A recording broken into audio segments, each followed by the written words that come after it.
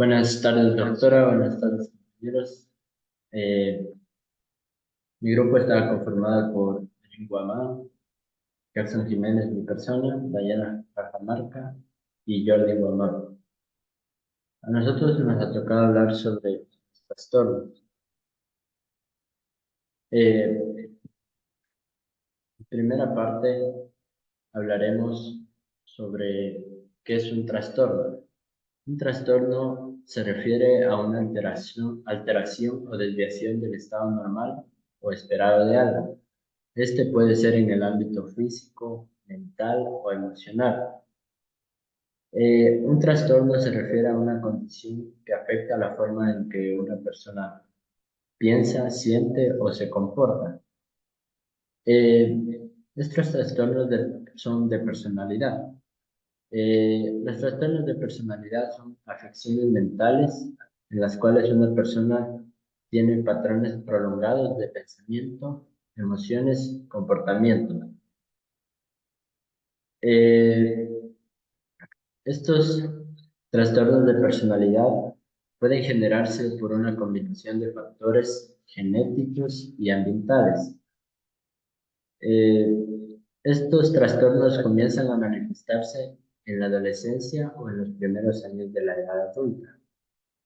En la adolescencia, porque se producen cambios importantes, emocionales, sociales, cambios físicos, en lo que puede influir en la manifestación de estos trastornos, como la dificultad para controlar los impulsos, la depresión, la ansiedad, la baja autoestima. Son aspectos psicológicos frecuentes en esta etapa, ya que un adolescente atraviesa la transición hacia la edad adulta. A continuación, mi compañero. Paranoide. El término paranoico generalmente se refiere a características como el comportamiento relacionado con la paranoia o los trastornos psicológicos. La paranoia es una condición mental caracterizada por miedo y desconfianza excesivos hacia los demás, a menudo acompañada por la creencia infundada en que otras personas o fuerzas están conspirando en su contra. Eh, eh, Daré a continuación las características de la paranoia. Se da por una desconfianza generalizada. Las personas con este trastorno tienden a ser extremadamente desconfiadas y estar constantemente en guardia, incluso en situaciones en las que la desconfianza no está justificada. Sospecha infundada. Tienden a interpretar las acciones neutrales o incluso amistosas de los demás como signos de hostilidad o traición. Hipervigilancia. Vigilan constantemente su entorno, buscando señales de que están siendo engañados o amenazados. Interpretación distorsionada de las motivaciones de los demás. Aquí nos habla de que a menudo interpretan las acciones de los demás como motivadas maliciosamente, incluso cuando no hay evidencias que respalden estas interpretaciones.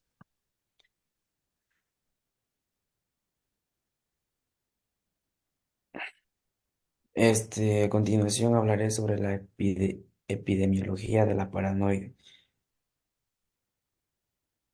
La epidemiología de los trastornos de la personalidad, incluido el trastorno de personalidad paranoide, implica el estudio de la frecuencia, distribución y factores asociados con estos trastornos en las poblaciones.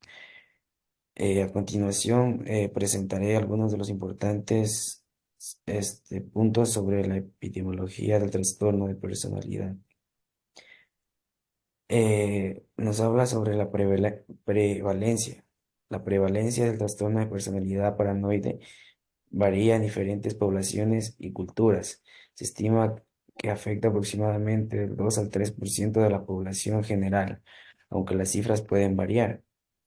Comorbilidades. El trastorno de personalidad paranoide a menudo coexiste con otros trastornos de la personalidad, trastornos del estado de ánimo, como la depresión y trastorno de ansiedad. También puede estar asociado con trastornos psicóticos, como la esquizofrenia. Otro punto es el factor de riesgo. La predisposición genética, los factores ambientales y la experiencia traumática en la infancia pueden contribuir al desarrollo del trastorno de personalidad paranoide. Las experiencias de la vida, como la desconfianza y la traición, también pueden influir en la aparición de los síntomas. También daría a conocer sobre la etiología de la paranoide. La etiología del trastorno paranoide de la personalidad, como la de muchos trastornos psicológicos, es compleja y multifactorial. Se cree que en diversos factores genéticos, biológicos, psicológicos y ambientales pueden contribuir al desarrollo de este trastorno. Los trastornos se pueden dar por factores genéticos y biológicos. Existe evidencia de que existe una predisposición genética general a los trastornos de la personalidad. Las investigaciones sugieren que la herencia puede desempeñar un papel de susceptibilidad a desarrollar un trastorno de personalidad paranoide. Otro punto también podría ser las experiencias infantiles traumáticas.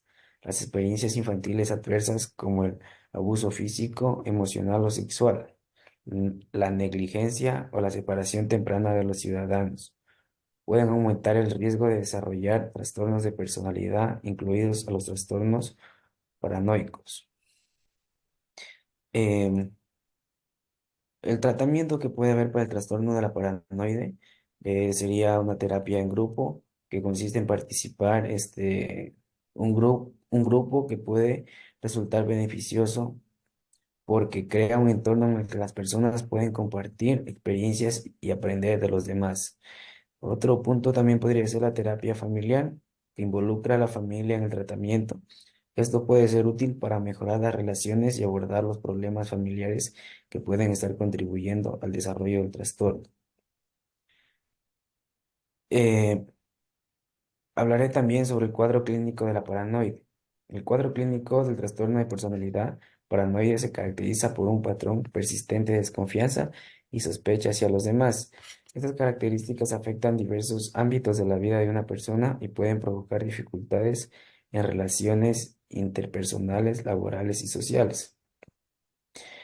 Eh, Hablaré también sobre algunas manifestaciones clínicas típicas asociadas con este trastorno, perdón. La desconfianza generalizada. Las personas con trastornos de personalidad paranoide suelen tener una desconfianza fuerte y generalizada hacia los demás. Em,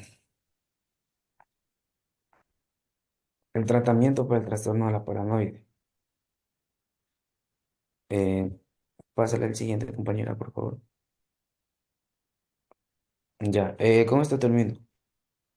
Eh, es importante señalar que el tratamiento debe adaptarse a las necesidades de cada individuo y la participación voluntaria en el proceso terapéutico. Es crucial.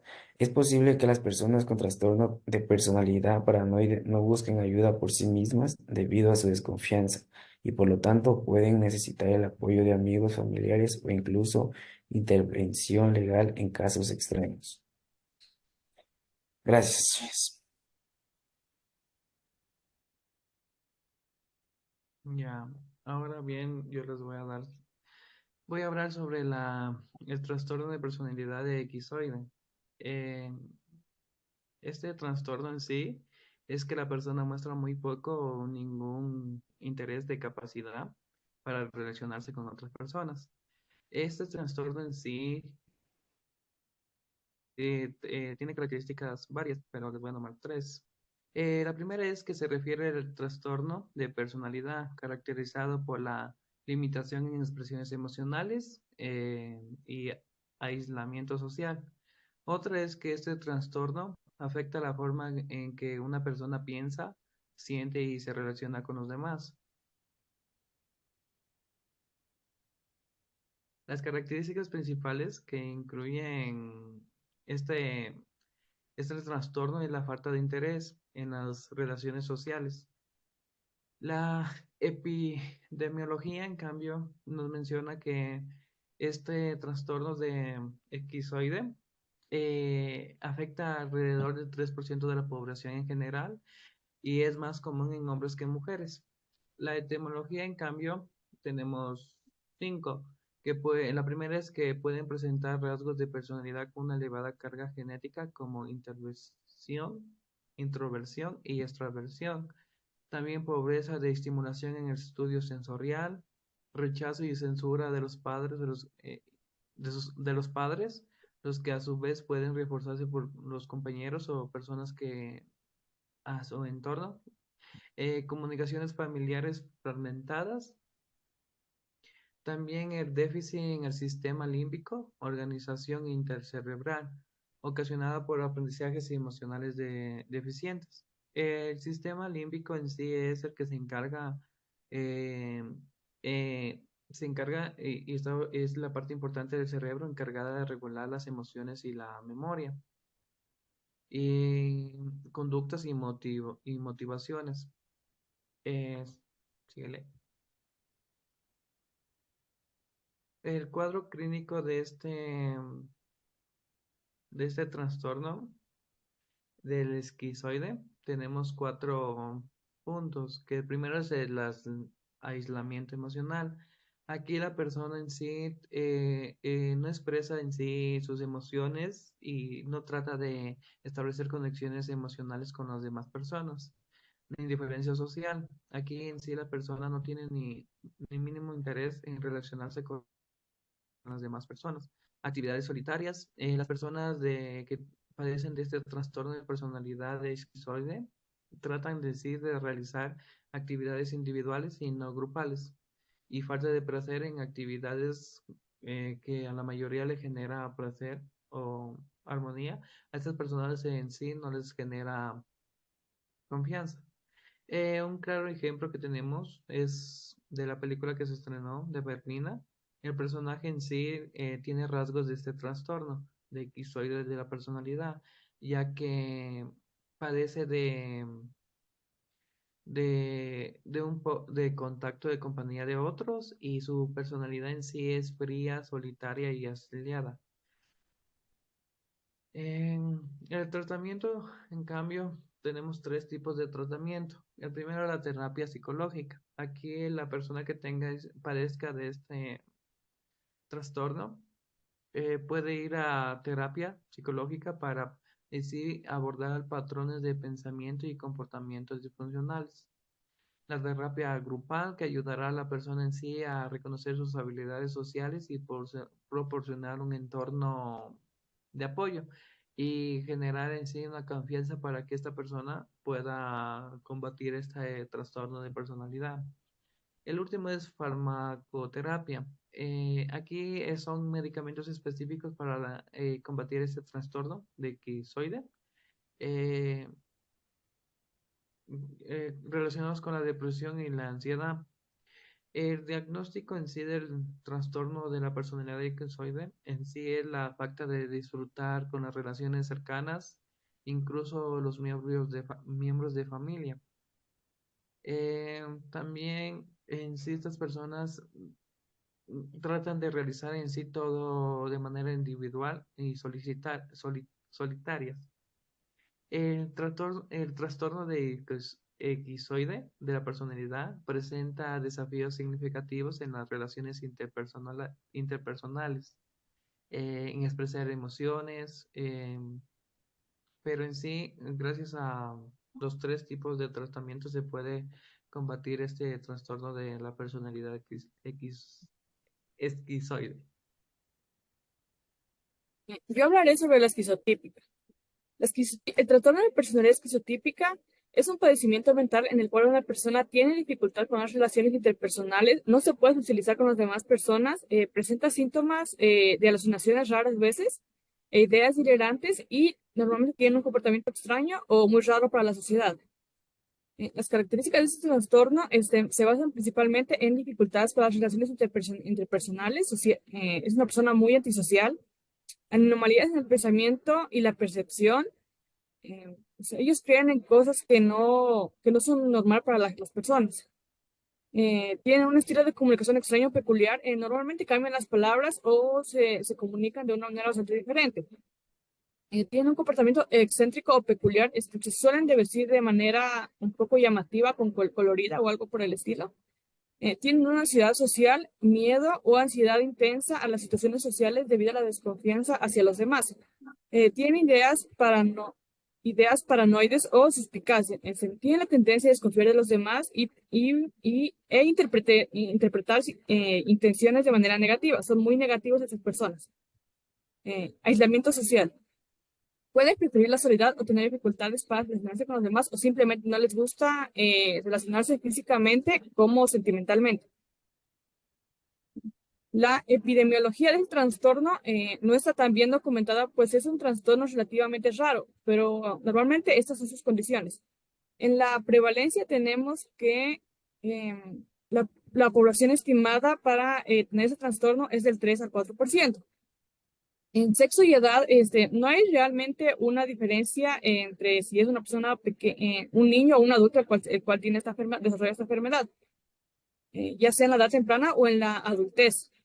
Este trastorno también tiene una relación muy grande con la esquizofrenia, puesto que se dice que las personas que tienen mayor riesgo de desarrollar este trastorno son las que tienen esquizofrenia o las que tienen familiares con esquizofrenia. Factores de riesgo. Son más probables a tener a las personas que cuentan con un familiar esquizofrénico ya mencionado. Y también se dice que no existe una diferencia entre hombres y mujeres, el cual pueda contagiarse más o menos. La etiología. No se comprende completamente cómo ocurre ese trastorno, y se cree que generalmente, como son muchos trastornos mentales, es probable que sea multifactorial, involucrado en una combinación de factores genéticos, neurológicos y ambientales. Factores genéticos, por ejemplo, puede ser hereditario, que una persona que tiene familiares con antecedentes esquizofrénicos, bipolares, entre otros más trastornos, sea más probable de tenerlo. Anomalías biológicas. Se ha estudiado con los sistemas enérgicos y dopaminérgicos y glutamatérgicos, que también son relacionados con la esquizofrenia. Factores ambientales. Existen experiencias diversas durante la infancia, como abuso y negligencia, que pueden ayudar a una persona a desarrollar este abuso, así como también la exposición a eventos estresantes o muy traumáticos. El desarrollo cognitivo y social. Factores relacionados con el desarrollo cognitivo y social, como dificultades en las relaciones sociales desde muy pequeños, pueden contribuir al desarrollo de este trastorno, como por ejemplo que a un niño se le haga bullying en la escuela, puede ser muy probable que desarrolle este trastorno. Algunas teorías sugieren que las personas con este trastorno de la personalidad pueden tener cierta vulnerabilidad psicológica, ya que son los más propensos a desarrollar patrones de pensamientos y comportamientos peculiares. Cuadro clínico. El trastorno de la persona esquizotípica tiene un patrón de comportamiento y pensamiento de actividad peculiar. Tiene ideas de referencias, un pensamiento mágico, creencias excéntricas, experiencias inusuales, un estilo, como ya se mencionó, de comunicación extraño, así como también vestirse bastante raro, un comportamiento excéntrico y aislamiento social, ya explicado anteriormente. El tratamiento. Para el tratamiento, no existe un tratamiento realmente específico para este trastorno, puesto que se lo, puesto que no es como que no es un trastorno bastante que se trate rápidamente. Los tratamientos más efectivos para este trastorno han sido la psicoterapia, que es la terapia cognitivo-conductual, la terapia de apoyo, la terapia grupal, los medicamentos, que no son específicamente para esto, pero son para tratar la ansiedad, la depresión, entre otras cosas, como por ejemplo las alucinaciones o no el poder dormir anoche. Y también existen terapias para el manejo del estrés, como enseñar técnicas de manejo del estrés que pueden ser beneficiosas para situaciones estresantes, y habilidades sociales y entrenamiento de la vida diaria. Por ejemplo, que un psicólogo te enseñe a cómo socializar con las demás personas e interactuar con ellas. A continuación, mi compañero.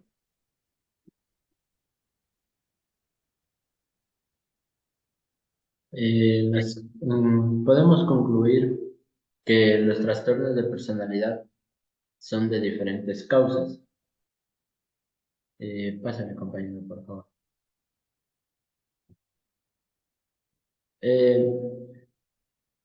Estas causas pueden ser por factores genéticos, ambientales y biológicos y psicológicos.